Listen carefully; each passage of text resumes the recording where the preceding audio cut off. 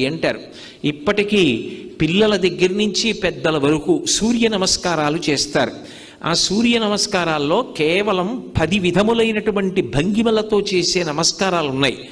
అవి తేలికగా చెయ్యడానికి వీలుగా ఉంటాయి. ఆ సూర్య నమస్కారం చెయ్యడం కేవలము శరీరమునకు ఆరోగ్యం ఇవ్వడానికి ఒక్కదానికే కాదు. ఆ సమయంలో సూర్య బింబాన్ని ఉపాసన చేస్తారు మనసుతో. ఆ ఉపాసన చేసిన కారణం చేత దృష్టి నిలబెట్టడం కూడా అలవాటు అవుతుంది. దృష్టిని కేంద్రీకరించడం, ఒక విషయాన్ని పరిశీలిస్తున్నప్పుడు, ఒక విషయాన్ని చదువుతున్నప్పుడు, ఒక విషయాన్ని వ్రాస్తున్నప్పుడు దృష్టిని దాని మీదే కేంద్రీకరించగలిగినటువంటి శక్తి దేని వలన ఉత్పన్నమవుతుంది అంటే కేవలముగా ఆ సూర్య నమస్కారముల యందు శరీరము చేసేటటువంటి అనేక రకములైన వ్యాయామ ప్రక్రియ చేత ఆరోగ్యం పొందడమే కాకుండా మనసుని సూర్యబింబము యొక్క